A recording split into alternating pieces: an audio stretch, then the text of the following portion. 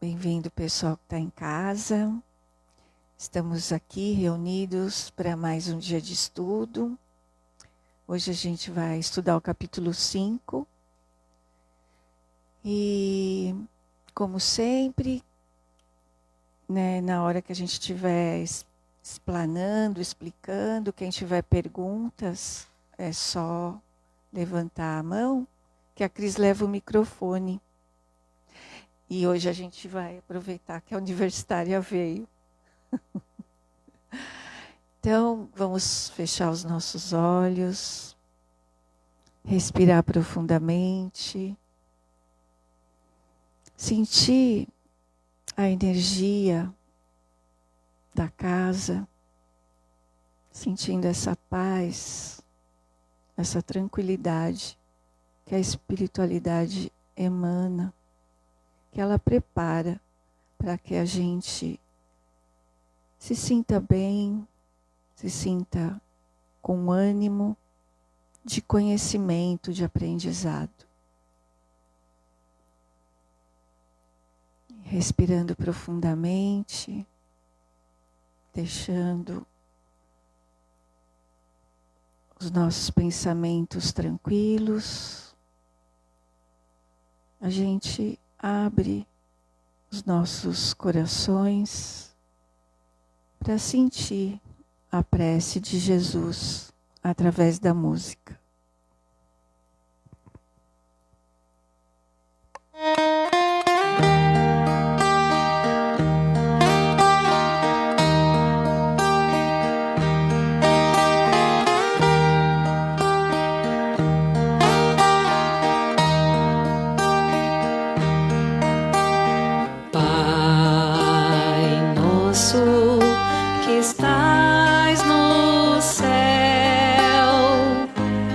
Santificado seja o teu nome, venha a nós o teu reino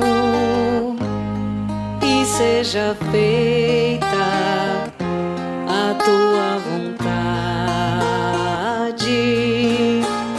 Pai, meu Pai, meu Pai do céu, Pai do céu, eu quase me esqueci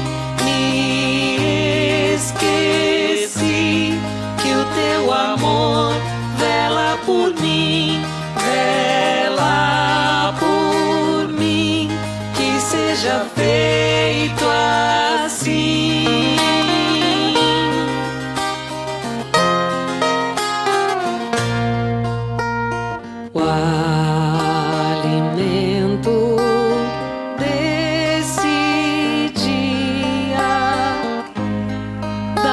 Agora e sempre, perdoai as nossas ofensas de um modo maior com que perdoamos.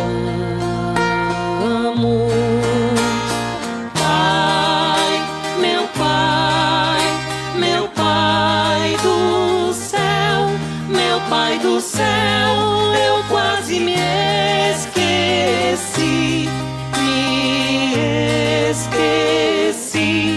que o teu amor vela por mim, que seja feito assim.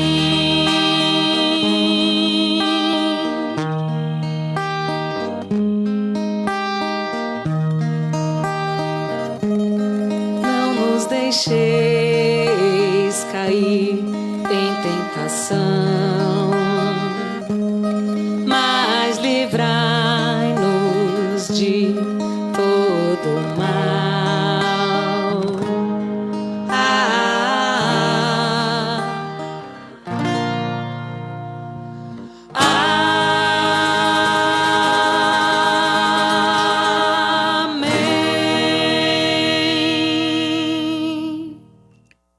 Capítulo 5, o poder do amor.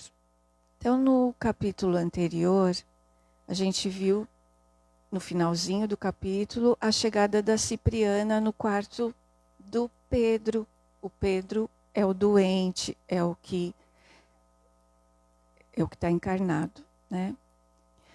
E então ela chega com aquela fisionomia bonita, com um olhar de um brilho meigo, e ela é portadora do divino amor fraternal. Aquele amor que o Calderaro também comentou com o André, que ele ainda não possuía, que ele falou, afirmou, né, que o conhecimento não o capacitava de saber amar. Então, que ele ainda estava galgando esse aprendizado do amor incondicional. Só para não perder o raciocínio, boa noite. Os espíritos superiores falam que nós temos ondas evolutivas. Algumas pessoas vão evoluir através da sensibilidade do afeto, que é o amor. Outras vão desenvolver outras habilidades, que é a parte mais voltada à intelectualidade, à lógica, ao desejo de justiça. Então, cada onda evolutiva que a gente mais se afeiçoou vai facilitar o nosso acesso à vibração. Então, o Calderaro está dizendo que o amor que ele tem para a ciência é muito importante, mas ainda não o habilitou para ter esse amor superior. Não que a pessoa que está já na ciência não venha conseguir esse amor maior, né? Ele só está fazendo uma comparação. Então, que cada um de nós, uma pessoa que está nas artes, né, uma pessoa que está muito vinculada à religião, uma pessoa que é muito família, cada um tem um tipo de vibração que é a onda evolutiva que ele está se desenvolvendo e que vai amadurecer o espírito dele daquela forma, né? Não que um não pode, né? É a mesma coisa a gente lembrar aquela passagem que é mais fácil um camelo entrar no buraco da agulha do que um rico entrar no reino dos céus. Então, quer dizer, uma pessoa rica não vai ter amor com Deus? Então, são ideias que a gente precisa dissolver, né? A gente precisa fazer uma interpretação melhor. Então, ela chega no quarto, felicita o Calderaro pela ajuda, pelo socorro prestado aos doentes, né, aos dois, ao encarnado e ao desencarnado, e fala que agora eles vão atacar o serviço e convictos no êxito. E o Calderaro, muito humilde, fala que simplesmente fez só os preparativos, que ele efetivamente não fez nada na visão dele, né? E ela fala como atingiríamos o fim sem passar pelo começo. E ela fala dela, que ela ainda não está completamente preparada para a missão, mas que mesmo assim ela doa o que ela tem para doar, que ela é frágil, que ela é imperfeita, e para adquirir o amor que fortalece e aperfeiçoa, ela ainda está caminhando. Eu acumulei, né, dessas semanas. Uma pessoa virou para mim, que está estudando as obras de André Luiz, como a gente está fazendo, e falou assim, fez uma queixa. Ai, tem muita rasgação de seda. Ah, mas você é mais humilde, você é menos humilde, mas eu não sou. Então ela estava achando, na verdade, muita prepotência disfarçado de humildade. Por que será que a espiritualidade... O Chico falava que cada livro que ele psicografava era revisado de 10 a 15 vezes. Cada livro. 400 e tal lá, né? Livros editados. Então, por que a espiritualidade tomou cuidado de deixar essa questão sobre a humildade, reafirmando a necessidade de ser uma pessoa que tem menos importância, mas é importante? Né? Por que tem essa discussão? Porque a gente precisa tomar muito cuidado com a bajulação. A bajulação é um problema. Né? Lembra que o Evangelho fala que muitas vezes A gente aperta uma pessoa de terno e gravata, aperta a mão de uma pessoa assim. Mas uma pessoa na rua a gente não chegaria nem perto. Então ele está falando da necessidade da gente se aproximar como alma, independente daquilo que a gente faça, independente da forma que a gente viva. Então logo ela chega perto dos dois, infelizes, em atitude de oração. E André observa que enquanto ela ora, ela vai se transformando e ficando ainda mais bela, mais iluminada. E depois de alguns momentos que ela está entregue à oração, um halo luminoso circunda, né, a envolve. E dos seus olhos, do tórax e das mãos saíam irradiações suaves de luz. E ela estendeu as mãos para os dois e o André percebeu que só esse gesto já mudou a vibração deles. Ele já transformou o campo vibratório deles. E antes deles conseguirem vê-la, eles se sentiram tão bem que quase desfaleceram, né? Que deu uma quietude, deu uma mansidão assim na alma, que eles ficaram tranquilos. E quando eles conseguiram enxergar, eles começaram a gritar, porque eles achavam que eles estavam diante da mãe de Jesus. Então o Pedro, o doente, o encarnado, o que estava arrependido, ele se ajoelhou de emoção e chorava copiosamente. Já o Camilo ficou ereto, se manteve ereto na dele imaginando que ele não era para ele aquele favor, que ele não merecia.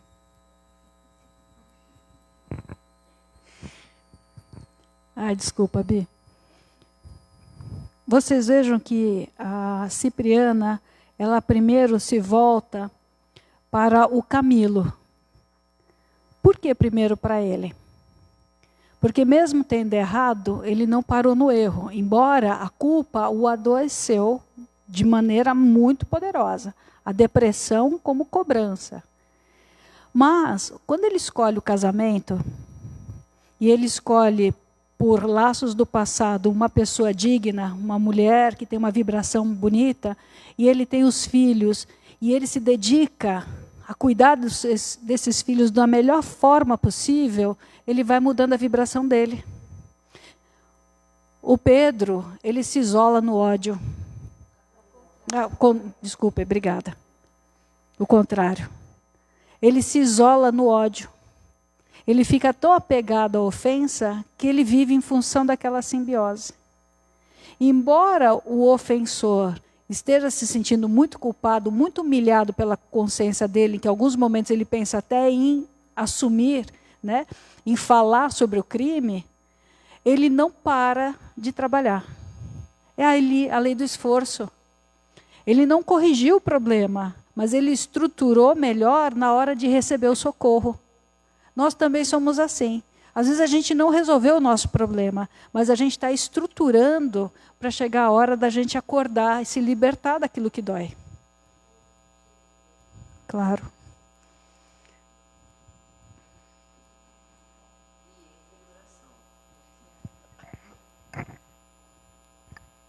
E aí, conforme Pedro, de alguma forma, ainda que inconscientemente, vai modificando essa vibração nele por conta do esforço próprio e do trabalho, também não impacta, já que tinha uma simbiose tão intensa entre os dois, isso também não, de alguma forma, contribui para o Camilo no processo evolutivo? Entendeu a minha pergunta? Entendi.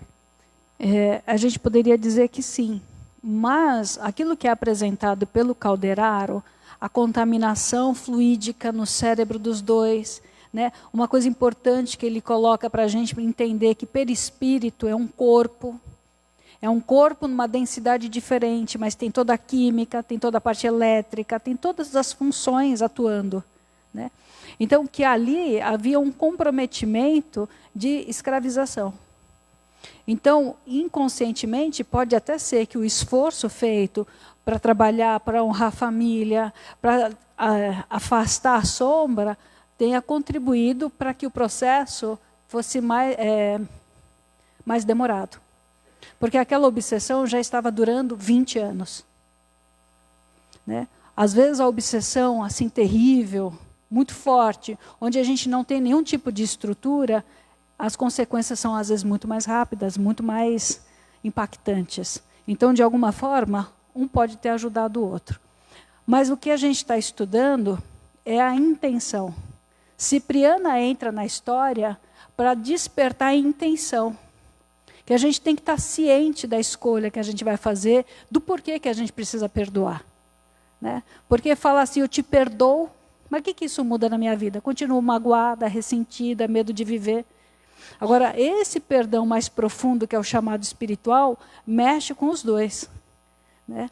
E o interessante é o seguinte, por que não foi o Calderaro? Que ele estava acompanhando, cuidando, a equipe médica toda envolvida. Por que não foi ele na hora de despertar espiritual?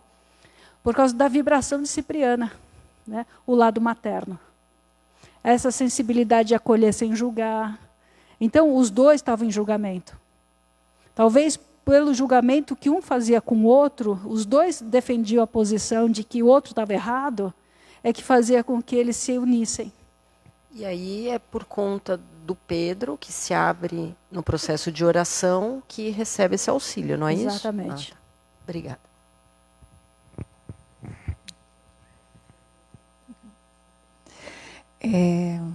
Então, a Yarinha já falou um pouco, eu vou repetir. Bom, o Pedro se ajoelha, fica ajoelhado e ela abraça, ela o enlaça e fica conversando com ele. E ele fala que ele não merece estar assim, tá com ela, achando que ela ainda é mãe de Jesus, né? E que ele não é merecedor.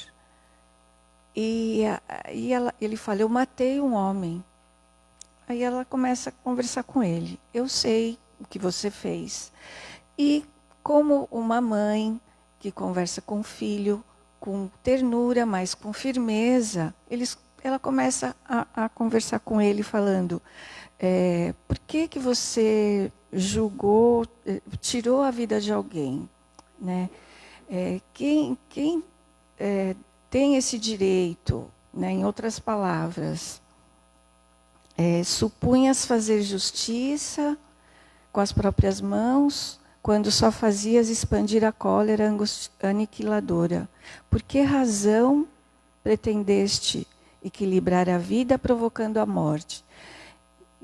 Tudo isso ela foi falando com carinho, mais firme, chamando o Pedro para refletir. Aí ela relembra das atitudes dele para esquecer o crime que ele cometeu, o excesso de trabalho, que o levou ao prejuízo no corpo físico e à mente desequilibrada. Então ela fala que ele tem vivido uma vida desarvorada e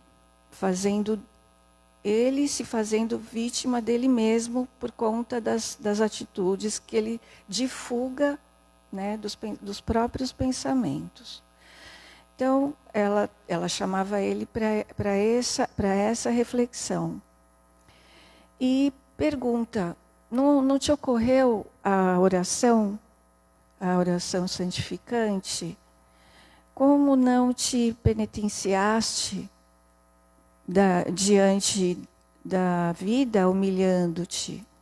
Então, por que ele não perdoou, não pediu perdão? Por que ele não assumiu a própria culpa? Né? Então, foi nesse sentido. E toda essa conversa que ela tinha com ele, ela tomou o cuidado de fazer questões que o Camilo também escutasse, para que ele sentisse que ele estava envolvido ali, né? Ela estava questionando o Pedro, mas o reflexo era no Camilo. Então, ela fala, você ficou tão exausto de sofrer que apelou para a misericórdia divina e estamos aqui. Contudo, viemos ao teu encontro para estimular a tua regeneração. Então, mais uma vez, ela com carinho, com ternura, ela fala, quem se sente puro? Porque ele continua falando que ele não merece, né? Quem se sente puro? Quem é para julgar ou atirar a primeira pedra? O fundamento da obra divina é de amor incomensurável. Estamos aqui tentando alçar sua consciência aos campos infinitos da vida eterna, cultivando o perdão e a humildade. Aprendemos que só o amor salva e constrói para sempre. Para ele se lembrar das próprias necessidades, para parar com aquela marcha que ele estava na aflição, reconsiderar as atitudes e firmar um compromisso diante da justiça divina. E aí ela abre os braços, ela abre os braços, pede para que ele se levante e abraça bem pertinho do seu coração e diz que ali ela era sua mãe espiritual em nome de Deus. Lembrando a história dos dois, então é um homem que dá abrigo, trabalho, faz uma vinculação de uma amizade, né? Eles têm uma amizade, e que eles vão crescendo juntos. Quando ele quer mais dinheiro do seu protetor, e o protetor não dá, ele começa a nutrir uma indignação de injustiça, né? Eu mereço mais, eu dediquei a minha vida, não é justo. Então ele pega um gancho de uma ideia e vai alimentando. E vai alimentando. Chega no momento onde a ilusão, por isso que a gente fala sempre dessa situação, o delírio, alternância de juízo de realidade. Ele, naquele momento que ele cultiva tanto a ideia de que ele está sendo injustiçado, sem saber o esforço que o outro fez também para o acolher, né? Olha só, a injustiça, então, como antídoto, teria que ser a gratidão. Então, ele esquece a gratidão por aquele que acolheu. Não que ele não tenha se esforçado, trabalhado e contribuído. Mas ele esquece o vínculo e ele quer mais. Então, quando ele passa a querer mais, ele passa a ser um obsessor. Ele passa a obsediar. Primeiro, ele faz a auto-obsessão. É injusto comigo, não está certo, eu estou sendo lesado. Igualzinho a gente. Igualzinho, não é? Então a gente esquece a gratidão dos benefícios que recebemos, do chegar até aqui, quanta coisa aconteceu na nossa vida. E naquele momento eclode o complexo. Tudo aquilo que está na sombra, tudo aquilo que o meu espírito veio errando e veio sofrendo, entra em erupção, igual um vulcão. Eu perco a noção da noção da realidade. Naquele momento eu tenho uma dissociação, eu rompo com a lucidez. E eu tenho um acesso de fúria. Então não estamos falando de duas pessoas más. É que isso fique muito importante na nossa articulação. Para a gente achar, eu nunca passaria por isso. Não sei. Se eu não tomar cuidado o tempo todo de policiar a minha ideia, pode acontecer sim. Então somos pessoas comuns, que se a gente não tomar cuidado com a ideia que é perseverante, aquela ideia nefasta, aquela ideia perturbadora, se eu não tomar cuidado, num momento de frustração maior, um momento de indignação, um momento de exaustão, pode acontecer um colapso. E a gente pode agir como a gente agiu no passado. A gente pode repetir o drama. Então a gratidão ainda é o antídoto para a nossa vida.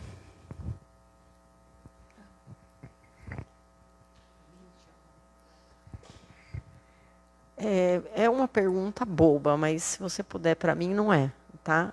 Quando ela fala em mãe espiritual, você pode falar um pouco disso? Depois ela fala que é uma irmã, né? da vida, mas Deixa eu melhorar a fala, da minha fala. A gente falou sobre esse tema, eu que não fiquei satisfeito da forma que eu falei. A gente vai falar sobre família daqui a pouco, na desobsessão. Quem é a minha família? Lembra Jesus?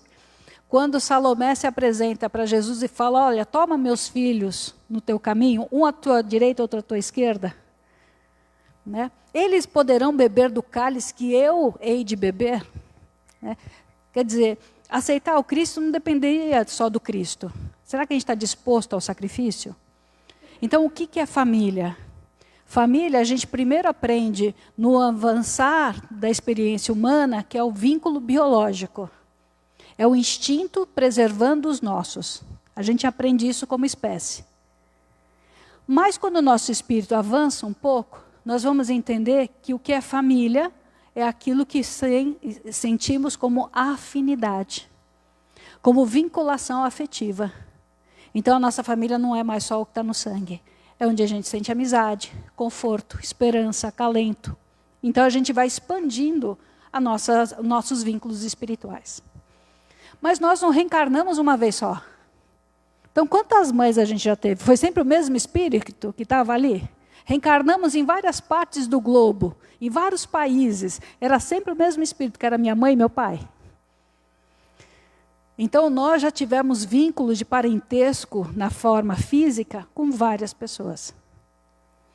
E a espiritualidade vem tentando nos lembrar que quando chegamos na vida espiritual, por mais que a gente ainda esteja muito impregnado do enredo da história vivida nessa reencarnação, meu pai, minha mãe, meu filho, minha avó, na verdade, eles adotam o caminho de um companheiro querido da nossa vida.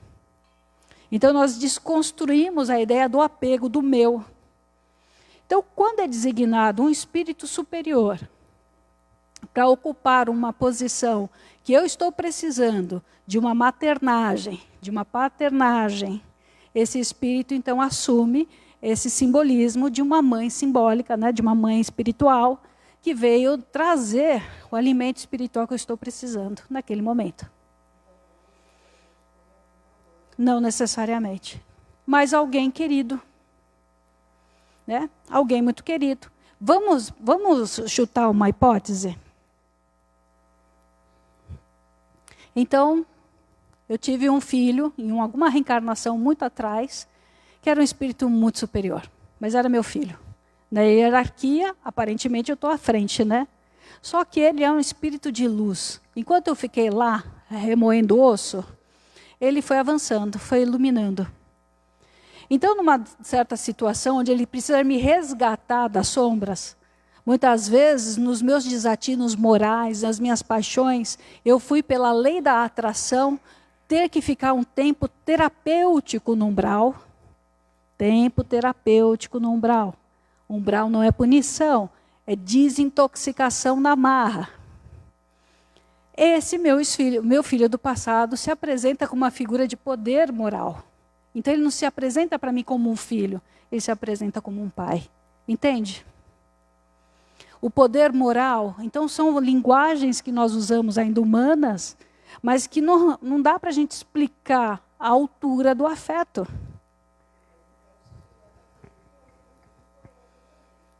Pode ter tido, até na espiritualidade. Às vezes não teve vínculos fisiológicos. Não existem a ideia de alma gêmea. A alma gêmea nasce da ideia de que espíritos foram criados em duplas para se encontrarem na eternidade. A espiritualidade, dentro da linha kardecista, não acredita nisso.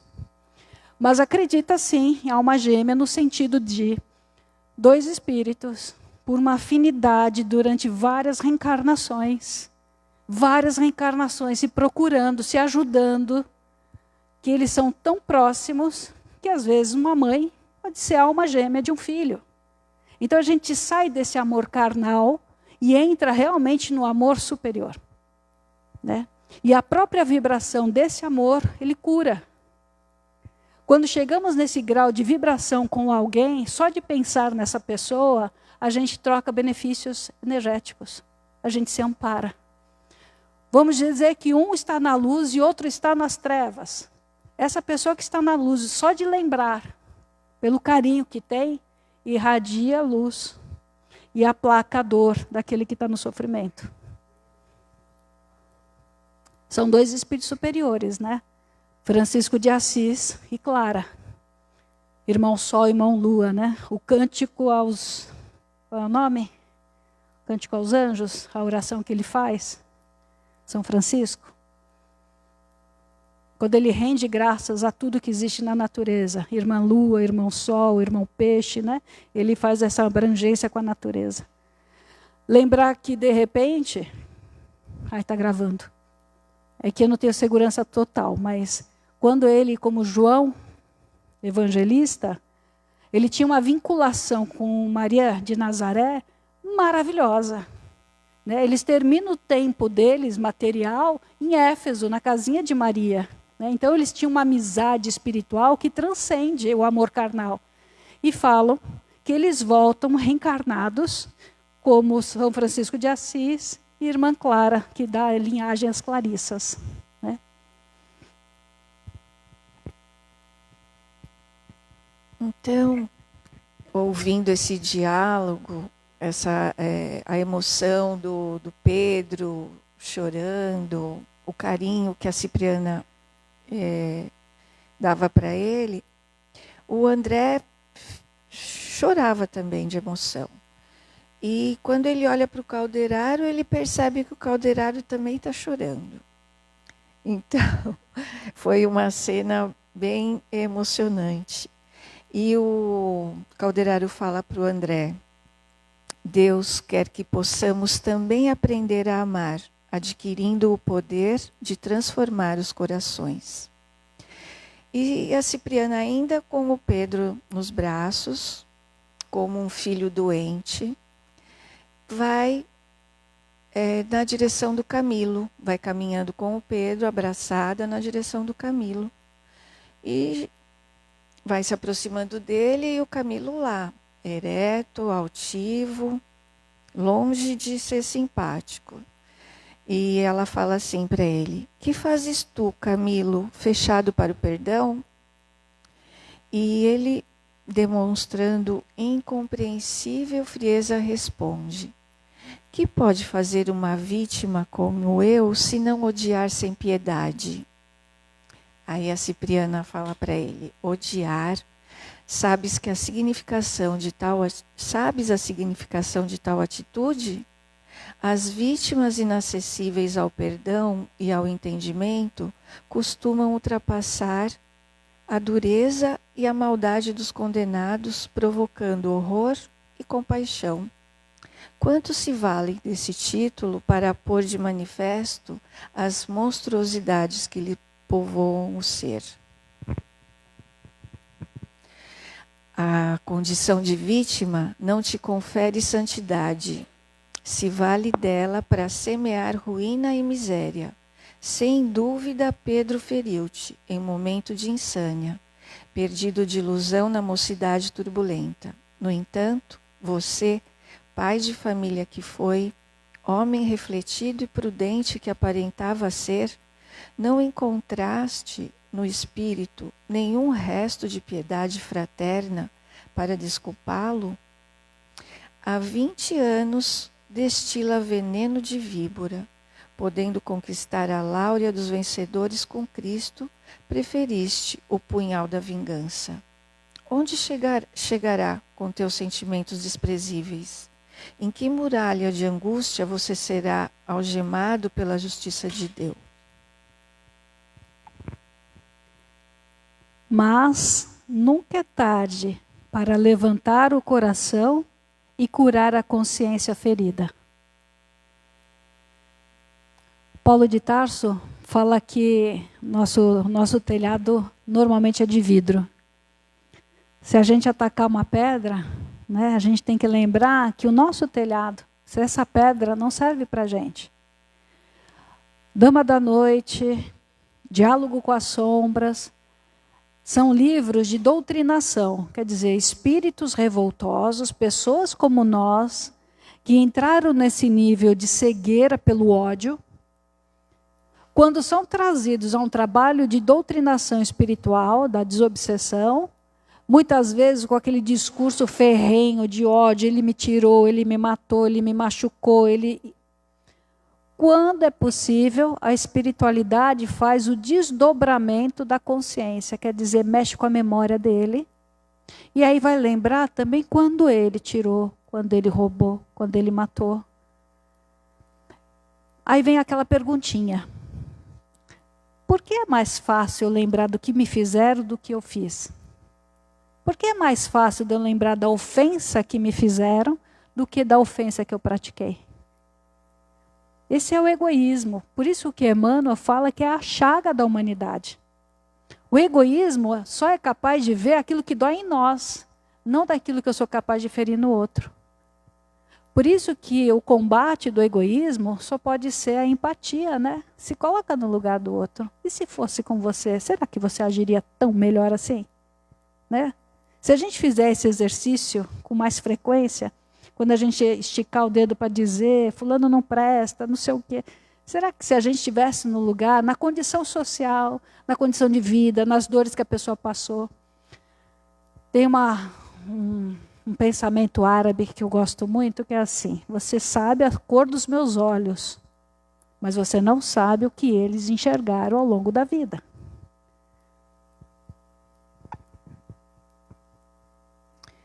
E a Cipriana, nessa fala que ela teve com o Camilo, ela se emocionou.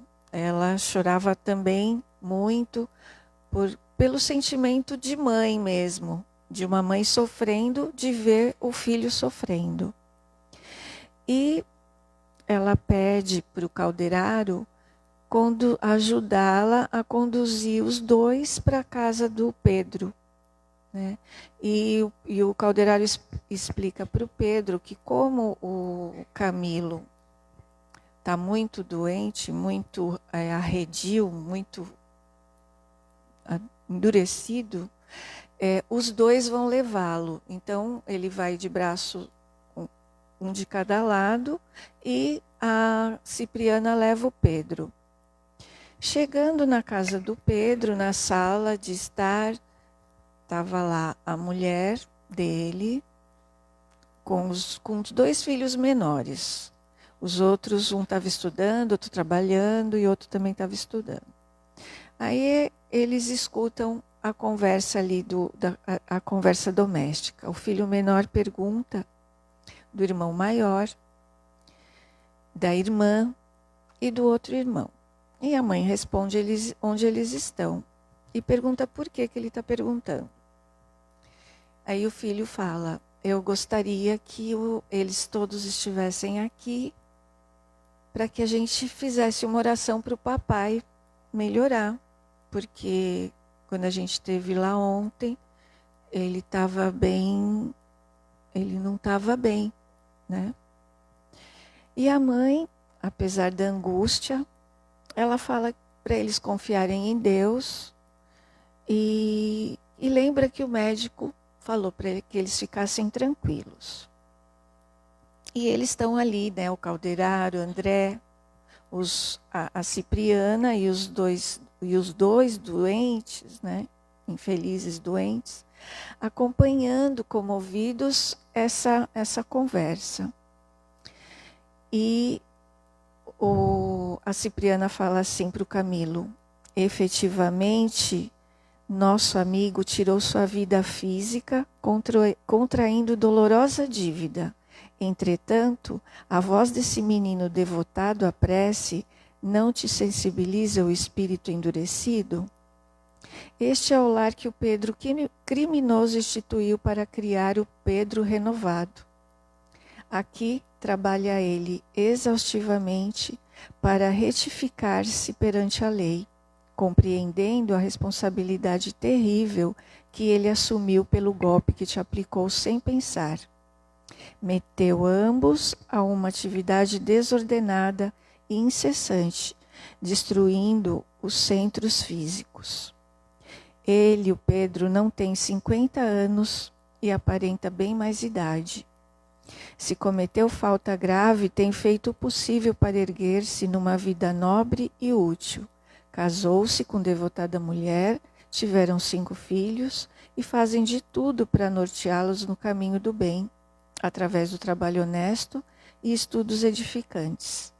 Sem dúvida, Pedro cresceu no conceito dos amigos, obteve através do esforço conforto material.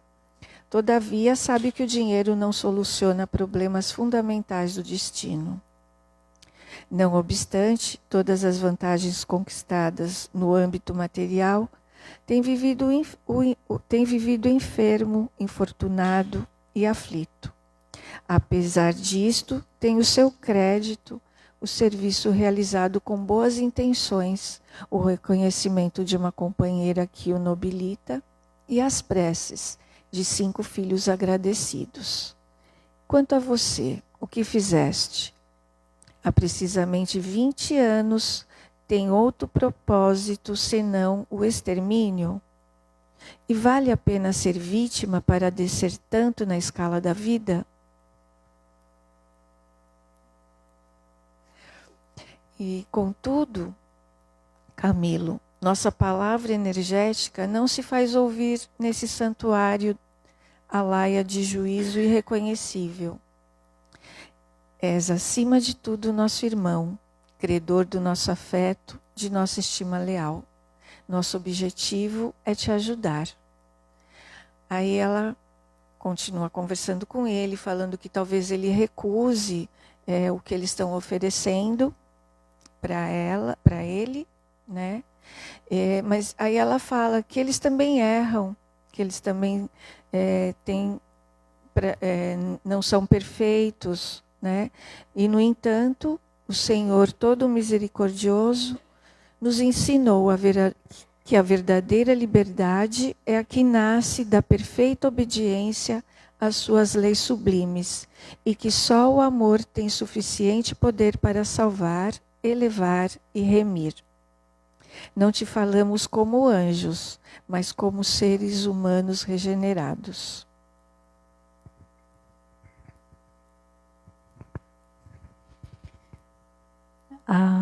A evolução da nossa consciência é igual à parábola do joio e do trigo. A boa e a má semente vão crescendo junto, no mesmo terreno, até que chegue a hora da colheita, né? O erro que a gente possa ter cometido, e que hoje, mais maduros, talvez mais conscientes das consequências, que possa nos prender a uma sensação de vergonha, de menos-valia, não pode ficar parado ali. O arrependimento, veja o quanto foi falado da importância do arrependimento, mas em nenhum momento foi falado da importância da culpa. Isso é muito importante. A gente lidar com o nosso arrependimento, podia ter feito melhor, vou tentar mais, é um processo de tomar consciência para corrigir. Como é que eu vou corrigir uma coisa que eu não enxergo? Como é que eu vou corrigir algo que eu não percebo? Então, tomar consciência é o primeiro ponto. Mas, se eu ficar parado no meu orgulho ferido, um dia não devia ter feito, que vergonha, que vão pensar de mim, como vai ser minha vida, essa vergonha misturada com medo, a gente vai adoecer. E isso tem nome, né? Transtorno mental. Agora, se a gente se permitir fazer a reparação, buscar força para buscar a reparação, a gente não adoece. Quando chegar a hora da separação do joio e do trigo, o que é passado é passado. O que ficou, ficou. E o que vem para a vida é aquilo que a gente se renovou. Então é uma transformação que acontece, né? Colocar isso para a nossa vida. Toda vez que a gente vai ler um capítulo desse, o que isso tem a ver comigo? O que isso tem a ver com a minha história? O que isso faz com que eu me transforme em um ser humano melhor? Porque senão, alguns anos atrás, eu pensei assim, não era uma continuidade, mas me veio uma ideia, Yarinha, se tudo isso que você estuda, que você se dedica na seara, não existir nada depois da vida, depois da morte. Se for tudo uma ilusão, eu fiquei num buraco. Mas aí veio uma voz depois, não foi imediato não. E veio uma voz e falou assim: mas você gostaria de ter outra vida? De um outro jeito? Você não gosta do estilo de vida que você leva na seara, no trabalho? Então tá bom. Então vive o agora. É isso. Encontrar prazer e significado naquilo que a gente vive. Aí vai ter valido a pena, não é? O problema é a gente vai viver tentando agradar uma sociedade, agradar alguém e não agradar a nossa consciência, que é a nossa conexão com Deus. Então, o Camilo também, depois dessas palavras, ele também se emociona e fala que...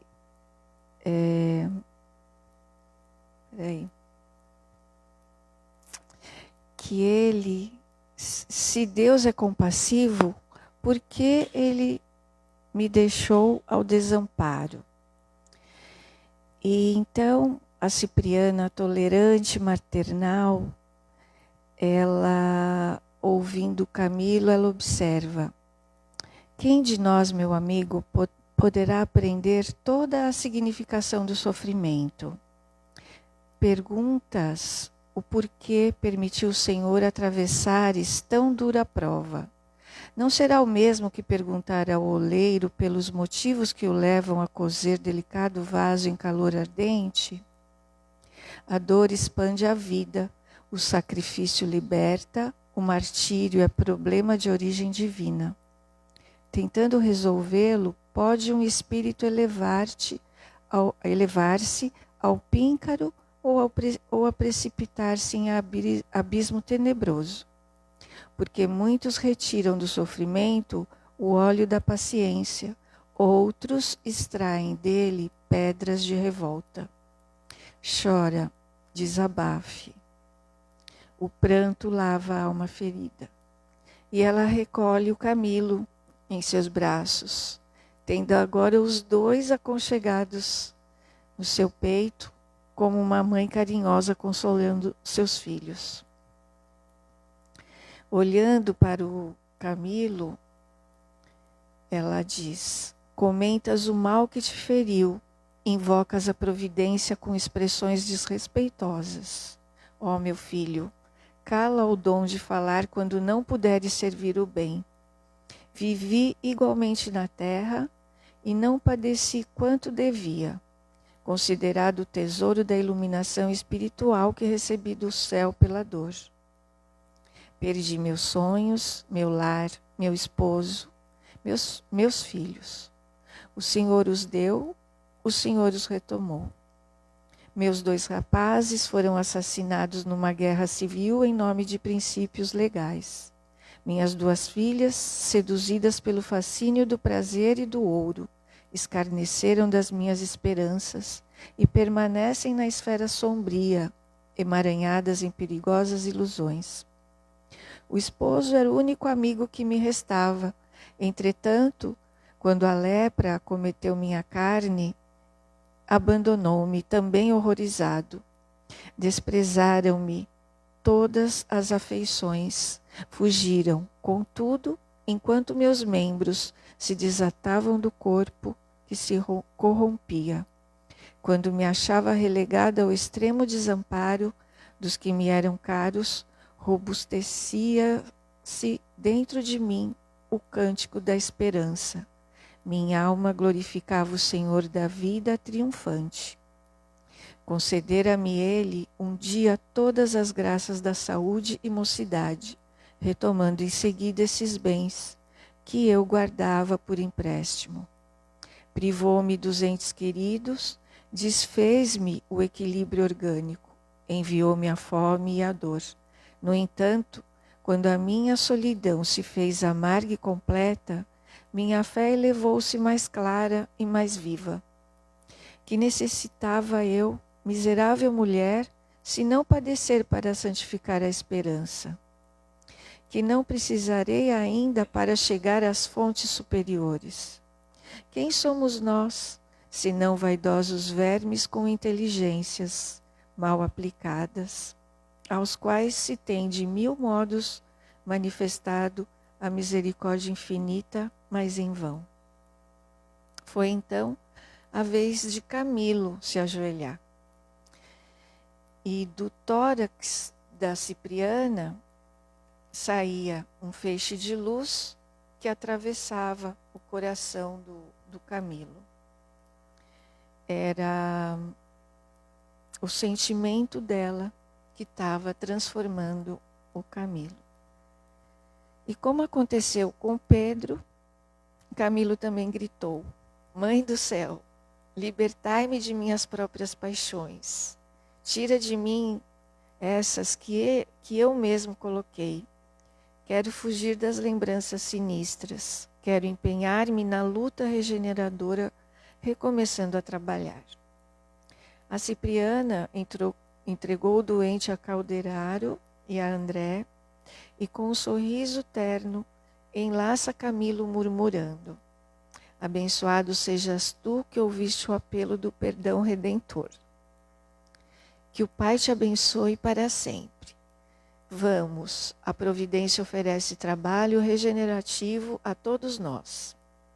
Aí ela abraçou-se ao Camilo, aconchegou ele bem pertinho do seu coração, e antes de partir, ela aproximou dos irmãos, do Calderaro e do André, para agradecer, e lembrou o Calderaro que nessa noite ela estaria esperando ele para colaboração em favor de Cândida, que ela vai regressar com eles em definitivo. E eles irão auxiliar a filha da Cândida para que ela não entre na loucura. E esse é o próximo capítulo. E agora a Yarinha vai... O coração que ama está cheio de poder renovador. Certa feita, disse Jesus que existem demônios somente suscetíveis de regeneração pelo jejum e pela prece. Às vezes, André, como neste caso, o conhecimento não basta. Há que ser o homem animado da força divina, que flui do jejum pela renúncia, e da luz da oração que nasce do amor universal. Jejum pela renúncia. A vida da Cipriana, com toda a fé que ela tinha, não era mais fácil. Nós ainda estamos encantados pela ideia de que a fé facilita a vida. Ela não facilita a vida, ela faz um entendimento da vida. É diferente. Nós não lembramos nitidamente todas as propostas que nós trouxemos para a reencarnação. O que acontece é que quando voltamos, nos envolvemos tanto com a matéria, com as seduções, que nós nos distanciamos das promessas feitas.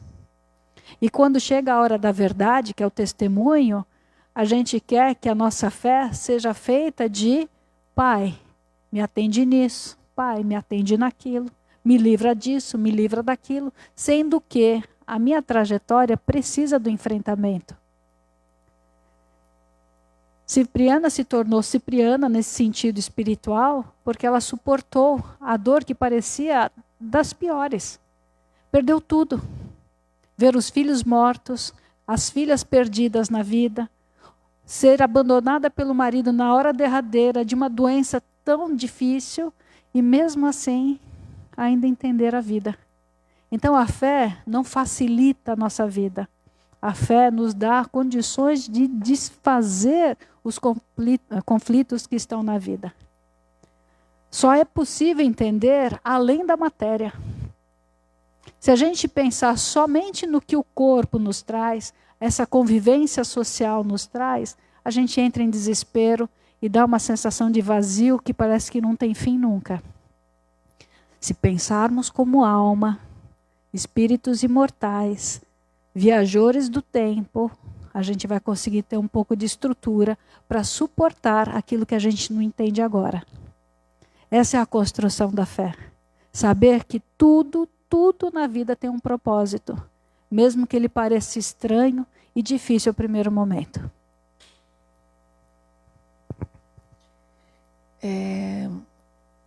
Então, o Pedro,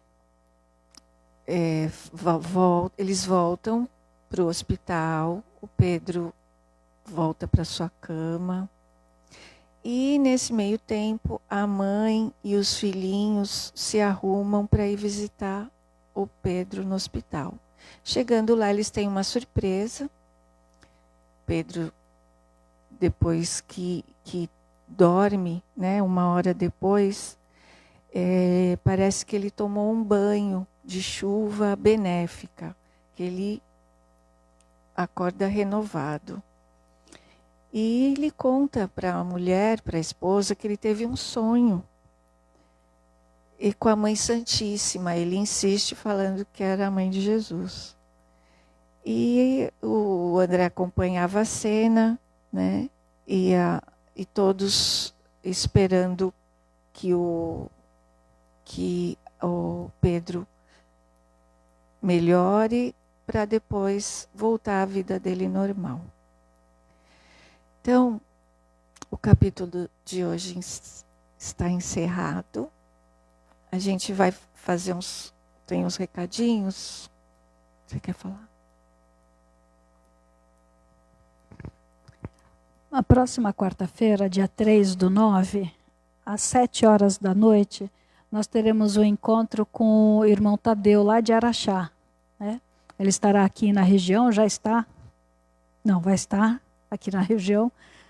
E ele fecha esse percurso aqui em Itanhaém. Vai estar em Santos, em várias casas, e aí ele fecha quarta-feira para retornar para Minas no dia seguinte. Então, nós não teremos estudos nesse dia, né, para preparação. Quando o irmão Tadeu faz o abraço, ele faz um trabalho de desobsessão. Então, a gente vai precisar de toda a energia do trabalho da casa. Né? Vai começar o trabalho com o projeto Caritas, que são das marmitas. Então, ele vai participar aqui com a gente. E depois a preparação da casa vai ser em função do recebimento desses irmãos. Né? Tanto nós encarnados para receber o abraço, o evangelho e o abraço, a música, né, com os meninos que vêm junto, mas o processo que vem depois. Tá? Então, quem quiser participar, seja bem-vindo, a casa vai estar aberta, é um momento de confraternização, né? E aí, semana seguinte, a gente segue o trabalho normalmente. Então, nem estudos, nem desobsessão que a gente normalmente tem na quarta-feira. Vai ser somente um encontro com o Tadeu, às 7 horas. A casa vai estar sendo aberta às 6 horas. Tá bom? Então, vamos encerrar. Agradecer por mais essa oportunidade de estudo. Agradecer por estarmos juntos na mesma energia, na mesma sintonia. Agradecer pelos ensinamentos da Cipriana, as palavras de amor, de otimismo, nas reflexões. Agradecer as explicações da Yarinha. E que a gente consiga conquistar as asas do conhecimento e do amor para chegar um dia no reino dos céus. Pai nosso que estais nos céus, santificado seja o vosso santo e divino nome. Venha a nós o vosso reino. Seja feita a vossa vontade, assim na terra como nos céus. O pão nosso de cada dia nos dai hoje, Senhor. Perdoai as nossas ofensas, na medida que nós perdoarmos aqueles que nos têm ofendido. E não nos deixeis cair em tentações, mas livrai-nos de todos os males. Graças a Deus, graças a Jesus. Obrigada a todos, boa noite. Quem for ficar, é só permanecer nas cadeiras desse lado. E quem não puder ficar, até Semana que vem aqui no Tadeu, para ver o Tadeu.